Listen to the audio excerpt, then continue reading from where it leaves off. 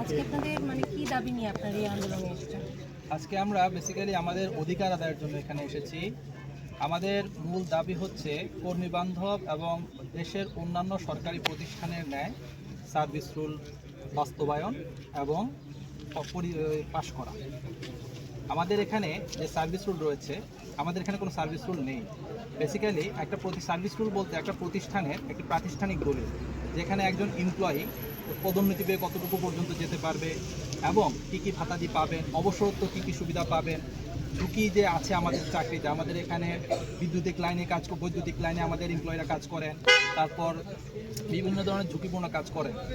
দুর্ঘটনা কবলিত হলে উনি কী সুবিধা পাবেন, চিকিৎসা ভাতা পাবেন কিনা, মারা গেলে তারা কী সুবিধা পাবেন, এরকম কিছু জিনিসপত্রগুলো এই সার্ভিস রুলে উল্লেখ করা থাকে।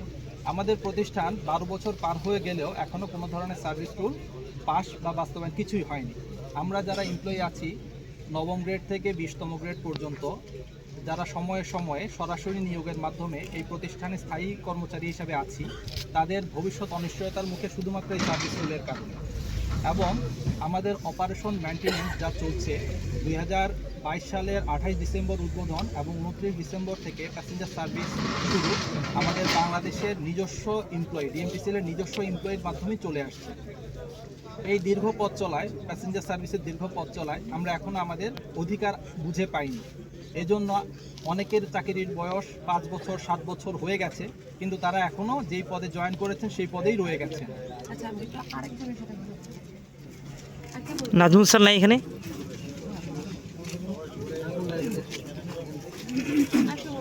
স্যার স্যার মাঝখানে চলে আসেন। দরকার নেই, যেখানে আছে ওখান থেকে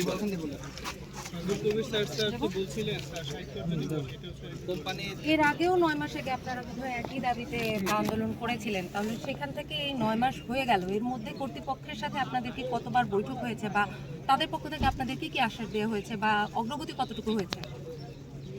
আমরা ফেব্রুয়ারিতে যখন আন্দোলনে যাই, সার্ভিস রুলসের জন্য অবস্থান কর্মসূচি করি, তখন আমাদেরকে 30 কর্মদিবস সময় দেওয়া হয়েছিল। এবং এর আগে গত অক্টোবরে আমাদের উপদেষ্টা মহোদয় নির্দেশনা দিয়েছিলেন যে 60 কর্মদিবসের মধ্যে সার্ভিস রুলস করেন। এবং তারই ধারাবাহিকতায় আমাদের বোর্ড মিটিংয়ে বোর্ড মেম্বার সিনিয়র সচিব স্যার চেয়ারম্যান উনিও বলেছিলেন যে 60 কর্মদিবসের মধ্যে সার্ভিস রুলস করতে হবে। তারপরে যখন আমরা ফেব্রুয়ারিতে আন্দোলনে যাই, তখন 20 ফেব্রুয়ারি আমাদের বর্তমান এমডি মহোদয় উনি 30 ক্যালেন্ডার ডেজ সময় নিয়েছিলেন যে 30 ক্যালেন্ডার ডেজের মধ্যে আমি সার্ভিস রুলস করব। কিন্তু এখনও আমরা কোনো দৃশ্যমান অগ্রগতি দেখিনি। এখানে একটা আইনি একটা জটিলতা তৈরি করেছেন ওনারা, যেটা দিলে হবে না, এই জন্যই 13 বছরে হয়নি।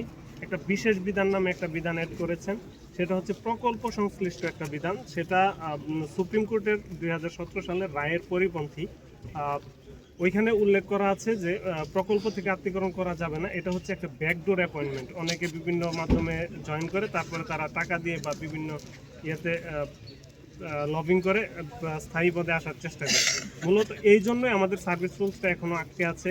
তারা আমাদেরকে বারবার আশ্বাস দিচ্ছে, কিন্তু আমরা বলতেছি যে আমাদের এই বিশেষ বিধানটা বাতিল করেন, কিন্তু ওনারা বাতিল করতেছে না।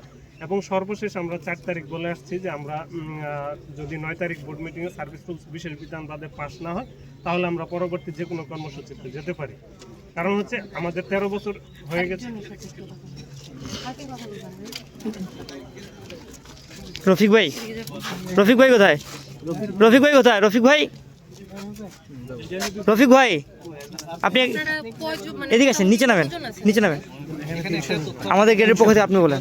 আমাদের শিফটিং ডিউটি তো মর্নিং, ইভিনিং, নাইট। তো এখানে আমরা যারা অবস্থান করছি তারা কেউ অন ডিউটি না। মর্নিং ডিউটির লোকজন অলরেডি স্টেশনে, ট্রেনে, বিভিন্ন জায়গায় কর্মরত আছেন। আমি প্রশ্নটা এখন এটাই করব যে আপনারা যে এই যে প্রায় 300 মতো হবে না? হ্যাঁ, হবে। প্রায় 300 মতো লোকজন আছে, সেক্ষেত্রে হচ্ছে মেট্রো সার্ভিসে এটার কোনো প্রভাব পড়বে কিনা ওটাই বলবেন। এটা আমার ভ্যালিড প্রশ্ন। অবশ্যই, ডেফিনেটলি আপনি অবশ্যই বলবেন। আপনার কাছে যাবো ভাই, ওই যে ওনার কাছে।